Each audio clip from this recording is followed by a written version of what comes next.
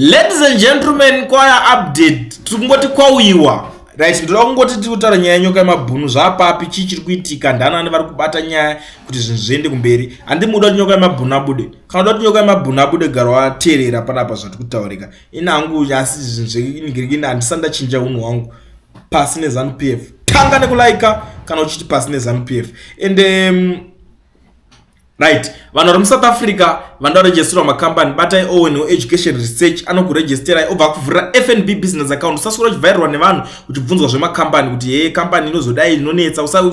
Uchavhairirwa nyaya yekunzi mabhengi uchikumbira mabhengi evanhu iwo une passport. Aiwa, passport yako iyoyo nayo inoita. But munhu akwanisa kukuitira kuti zviite ndi Owen ane namba dzandaisa pascreen dzedzo dzigarai madzibata.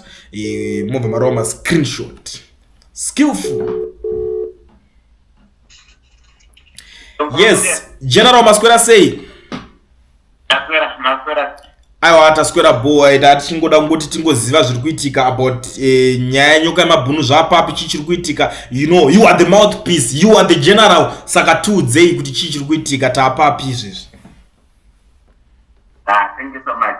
Yeah. No, hapana zvitsva zvakanyanya kuwanda zvaitika konzepto dzatakataura nezuro. Okay. Kuti mangwana kwakasekiwa an appointment. Pane vari kuenda kunoona Comrade Nyokayemabhunu. Okay.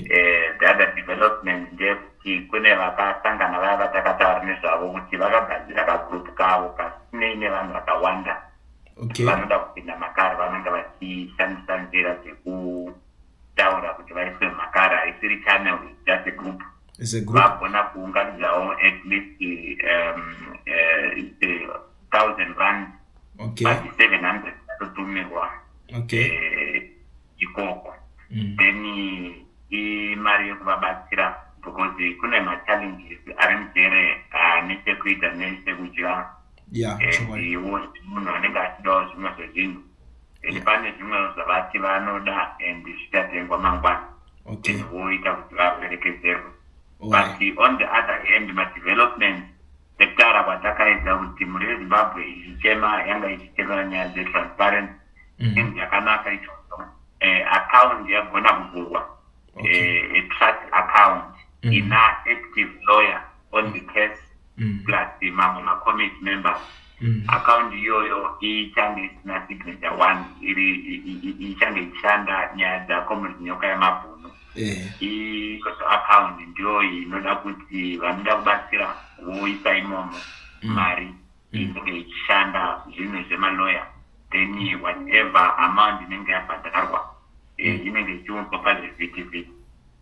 Vana veZimbabwe vachiona apa tione kuti pane zvinobuda here. Tazwa kuti kune group riri kugadzirawo nyaya dzemapepa avo zvinenge zvinenzi zvamira zvakanaka.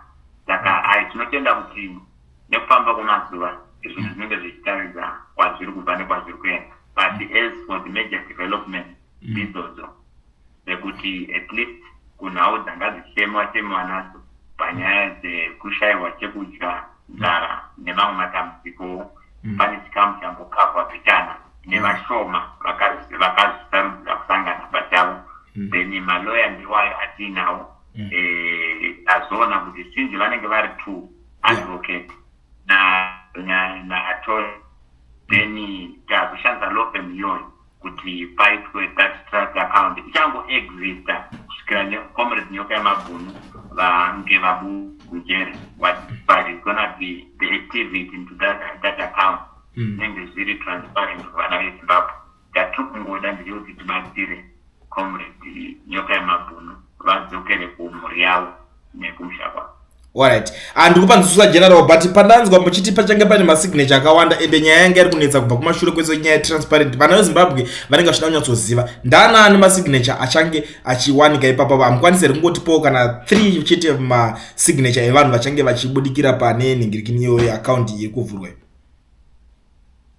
Hatina kunyanya kuwanda masignatures. Panongori nemalawyers namukoma Godwin. Okay. Nhau dzaita kuti paite vashoma kudaro inyaya dzekuti vazhinji vedu mapapers avo anga asina kumira zvakanaka. Okay. Inini okay but ndandiri kubasa, but we are going to see to it kuti kana zvichiguma channel either the next 2. I will be also part of that. Can happen a challenge yanga. But as of now, for the sake of accountability, Damboisa Mkoma Godwin, Nema lawyers, Zaramira Sakadar. But the committee Anji there are certain people very more food. Japai Masi, Jam to Indian Bachita Zakat, Indian Bachita Zakat. Now go with the holder for the content because you never know for the security reasons. But you have to understand a committee iripo understand and no one else is and in the sector of Andrukid, Zinega City Koko, I will be giving you a visit with the money to Ramira. Alright. Ndanzwa mukutaura zvokuti pagadzirwa trust account. Trust account iyi ichange iri ready kutanga musi 1 because inini sekuunderstand kwandinoita ma-trust account haibva yangoita active musi wenenge yavhurwewo. Tingaitarisira kuma-days api kuti inge yaready kuti isiswe mari? Musi Tuesday according to the bank. Okay. Musi Tuesday inenge yava active. Okay. By Tuesday chega active. Yes. Alright. Ndanzwa zvekare muchitaura nyaya yekuti pane vanhu vagadzira ka group kavo kekuti vatomboisa mari patombounganidzwa mari inosvika around 1000 rands. Kune vamwe vana veZimbabwe vekuti vanenge vachida kubatsira pane nyaya iyoyo since matoti vanhu vari kutoenda vachinoisa mari vachinobatsira comrade Nyokayemabhunu paground zviri kuitika zvavari kuda ikoko kune chidiwa chikafu chinchi. Ko kune vanhu vakawanda vanenge vachidawo kubatanidzawo mari kana kuti kujoina kagroup kakaka. Zvinoita here kuti vakwanisewo kujoina ende kana vachikwanisa kujoina vanokwanisa kunge vachizojoinawo papi pacho. Zvinoita ndezvekuti vanogona kutaura nemi ndichakupai namba dzekuti mugone kuvapa kuinbox kwenyu then ikoko ndokwavanogona kuzobatsirika because for the security yevamwe varimo tinenge tichida kutanga tazivana kana vauya nenzira yenyu ngomakulendi tinenge tichidiwa kuti vauya nenzira yenyu then kana vauyawo nenzira yaDJ Holly kana anyone tinenge tichida kuona but hatisiri kurambidza vanhu but toda kuti at least mamwe maproblems ari ma-pressing issues nechekuita nekuchemiwa kwenzara kutara kwakaitwa nezuro nemamatambudziko akafananawo nemakambonzwa paya kuti kakabva chichemerwa nyaya dzezvigero nechiki zvinge zvichikwanisa kuti zvisvikirike zviwanikwe saka ndo mamiriro akaita zvino but gurupu riripo mune varimo and vari kutoita but at the end of the day zvakare I think zvichange zvava nyore vazhinji vanenge vachida kubatsira vachaita zvetrust account hainenge isina mari yemunhu arimo inenge isina anyone anotara kuti aiwa inini I'm claiming this account tinenge chiripo ndechekuti mabills ese achange achicommunicate.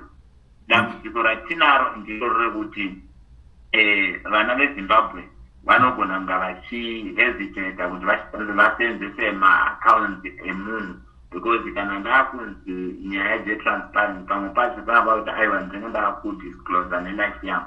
This is mainly on Comrade Nyokayemabhunu and I am actually telling you kuti kana vachingobuda chete inobva yavharwa account iyoyo. Tiri kuita kuti tiwane progress because apa kushaikwa progress saka pamwe tikange tichita nenzira idzodzo maconfusion anogona kuita matongo.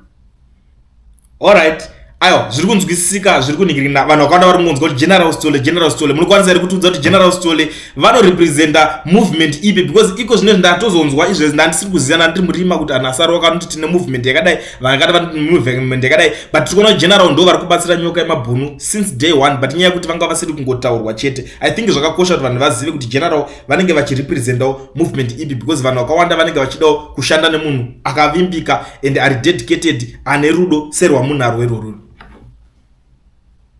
Right, the national chairperson where Zimbabwe Independent Movement. It's a political organization. Register with Zimbabwe. Actually, my political parties are registered, but you go and announce and submit everything to make more recognizable. Yakaregister, we are working Sekara Mandombo Manchita. We did not mind focusing too much on the cities tine vanhu vatiri kushanda navo to conscientize the masses in the grassroots, because maobjectives edu tinonga tichida kunzwisisa kuti mhuri yeZimbabwe yabatana, mhuri yeZimbabwe iri kupromota accountability through the democratic demand. At the same time toda kuona progress. So izvozvo ndo zvinhu zvatakafokasa nazvo, but pamusoro pazvo zvese tine dambudziko rekusiya vana veZimbabwe kana vari mudambudziko. Isusu hatigoni zvinhu izvozvo, tinowanika pese paita mwana wemuZimbabwe aita dambudziko. Ndosaka muchichiona tiripo panhau dzaComrade Nyokayemabhunu. It's because he's a Zimbabwean and a right to life. Therefore, we have to act kusvikira zvinhu zvaita zvakanaka. Semamwe maComrades ari kuacta pamusoro penhau yaComrade Nyokayemabhunu. Zimbabwe Independent Movement is an existing organization in Zimbabwe. We have got structures throughout the 10 provinces.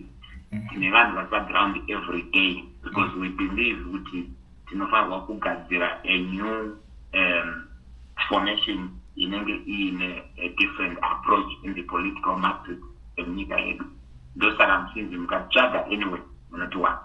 Alright, thank you so much General. Rambai makadzvanya ipapo. Aiwa movement iyi ndaifarira inini nyaya yekungoti nyaya yekujoina maparty, but I think I will do everything in my power to support. Ameno ndosupporta ndojoina ndoita sei, but I will see kuti ndichange ndichiita sei zvekuti ndingoona kuti movement inosuportawo inobatsira maZimbabweans iyi irambe ichiendera kumberi. Thank you so much General for having time with us here.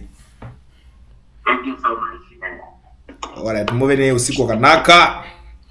Alright, thank you. Sharp.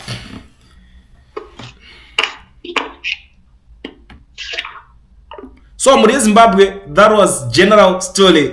Update ya Comrade Nyoka. Ani mafita kunzwa kuti chichiri kuitika zvapapi zvizvakuitika. Ava aina topedza basa. Munongoziva kuti chikulendi achina nguva yekutenderera ndinongoti boom, straight to the point. I think for now makuziva zviri kuitika. Hanzi kune vanhu vari kuda kujoina, pane ka group karipo kakagadzirwa nevanhu vari kuti vari kungopinda imomo mucash kavara vari kubva kutoenda kunoona Comrade Nyoka. Saka kana uchinge uchida kujoinawo kuti unzwisise kuti zviri kuzofamba sei chichainge chiitika, unokwanisa kubata inini pakulian unozi kulian ndoda kujoinawo ningiriki ndokubvunza. Alright, ndine ma questions 2 or 3 andichakubvunzawo ane ungwaru kana ndichinge ndaona kuti iwewe bo zvekuti ndobva ndakuconnecta ndokusanganisa na General vokuisa muka group kacho otocontribute mari yako iyoyo haina chekuita ne trust account, because trust account yanzi ichaita by Tuesday kureva kuti iko zvinezvi haisati yava ready. Muri yeZimbabwe pangu ndasakura ndazunza Kulian TV chidhiri tatopedza ZANU PF chibhakira muziso kana